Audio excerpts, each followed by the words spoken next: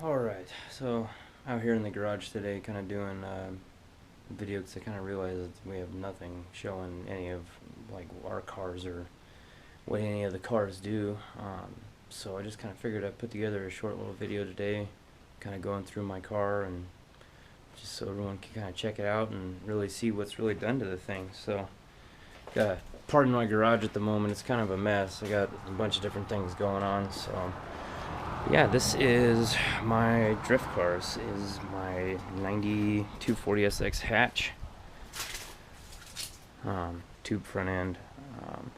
I actually bought the car off of a friend of mine that he was looking for something that was a little bit more simple. So he ended up trading my Z for this car because the Z was just a really simple build. It was basically just all stock with a couple of small little add-on things to make it drift a little bit better. So this trade ended up happening. This thing needed a lot of work when I got it. A lot of stuff in it wasn't working.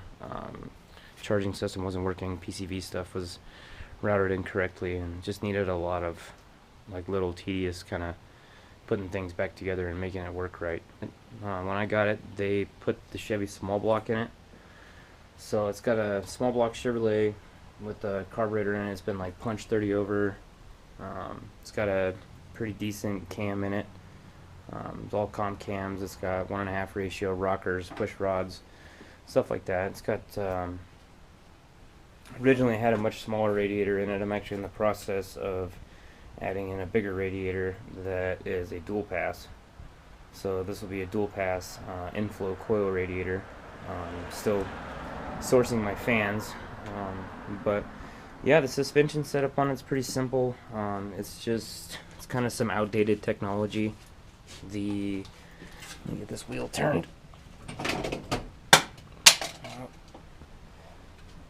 So it's just like some Godspeed lower control arms with built-in radius arms. Nothing really too fancy. I just have them kind of extended out about 1.75 inches.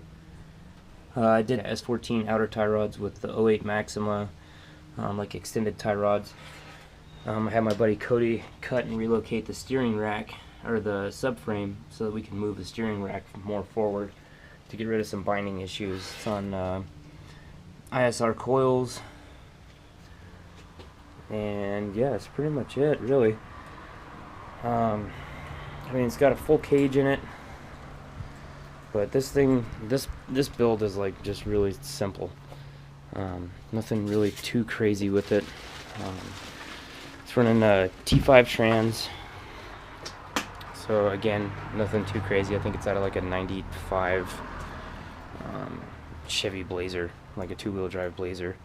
So I have my concerns about the trans going, but yeah, I mean, interior's pretty simple. I mean, it's just like a real simple gauge layout. Nice cage that was put in it before I got the car. So, and it's got these Bride Lomax rep seats in it, which I actually really like. I know a lot of people like to bag on rep seats, but you know, they're comfortable and they keep me in place. So, and that's kind of the most important thing.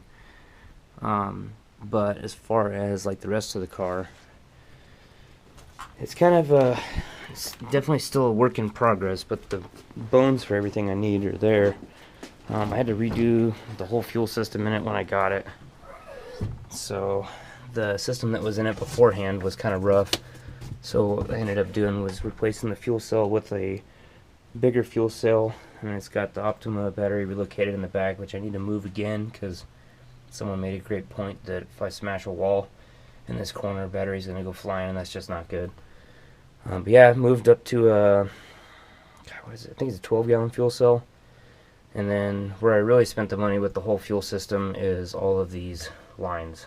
These are all like everything's from Vibrant. This is Vibrant hoses, Vibrant AN lines, just real nice high quality stuff. And honestly, these are like the easiest AN lines to move around. So, but yeah, I mean, for the most part, it's real simple. Inline fuel pump. Got that little fuel filter there, which is actually surprisingly works pretty good. Got my fuel pressure regulator mounted here, and then it's just one line that runs along the frame rail. I did radium bulkhead adapters so we could get it through the firewall nicely and not have to worry about. Let's see if I can get this window down without ripping my hood apart. Oh, gotta get skinny. Of course, it's way over there.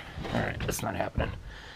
But yeah, it's just got, like, the fuel line just kind of runs through there to that bulkhead adapter, and then it comes back out over here, runs up to the carburetor. Nothing really too crazy with it, though. I was really fortunate to kind of get the car with most of this stuff already set up on it.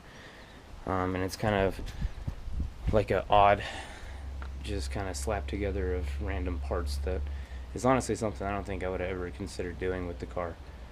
Like, it's got an R33 front end on it, so that's kind of weird. Very custom made fenders. But yeah, like Series 2 front bumper, headlights. All the tube work in it, I mean, it's there, and the design was decent, but I need to go back through and I need to reinforce these, because these like spot welds that they did, and then tried to rivet the plate back in. Honestly, I just don't feel like there's enough structure there. A lot of the welds in it are kind of shoddy, need to be redone, but for the most part, I mean, everything's there. I don't have to do too much work. Just be cutting some of this stuff out and re-welding it, definitely reinforcing this. I'm going to put a dimple plate right here and add another bar here to kind of give a little bit more structure back to these shock towers, because the front end does feel a little flexy when you're trying to like go through a corner, especially coming off of a bank onto a flat or something like that. It just kind of feels like it's got a lot of flex to it. And then, not particularly thrilled with the way my lower radiator hose situation is right now. I'm gonna definitely end up redoing that. Got a few leaks, some oil kind of spurts out from places that it probably shouldn't, so got to go through and get all that figured out, and then get the engine bay kind of cleaned up. Still dealing with a lot of overheating issues with radiator and power steering. Power steering gets insanely hot. I had bought this little cooler down here thinking that it was going to be a lot bigger than it actually is. So I don't think that this cooler is going to do enough for the power steering, so I might have to source another option for that. But I might give it a try anyway and just kind of see what happens. Right now, I mean, the car runs pretty good. The gearing in the car is like this really short gearing. So the thing that I'm doing here is I got this diff here that I'm going to put in it. This is a Q45 diff with I think it's C33 Laurel axles. So this setup should work, and the gearing in this rear diff is a lot better. It's a 369 gear ratio instead of the factory like the factory S chassis have like 410s in them, so they're really short. So I'm kind of running out of gear on some of like our smaller courses in third.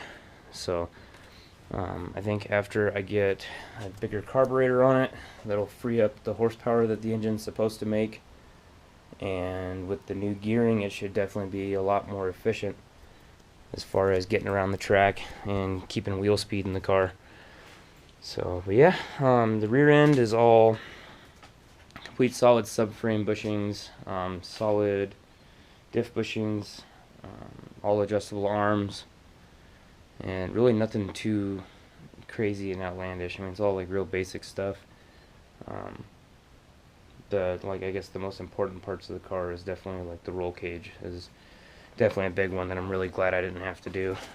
And I'm glad that the cage that's in it's actually like a really decent cage. It was actually put in really well. It fits great. So I might add a couple things to it, because I know I probably don't need it, but I want to add in some dimple gussets on the B-pillars, just because I think they look sweet. So, and I mean, yeah, it helps out with a little bit of like your chassis flex, but I want to do it more just because it looks sweet. So, but yeah, I got a few other cars, and I'm gonna try and get some of the other guys that drive with us, try and get some videos on their cars too, and kind of go through the setups. And yeah, so I think that'll kind of do it for this video. This is like a real basic introduction to the car, and hopefully I'll have it done soon to where we can take it back out to the track and get some more video of some driving. So yeah, I think that'll do it for this one. Like, comment, and subscribe, and I hope you guys enjoy the video, and hopefully I'll post up another one soon.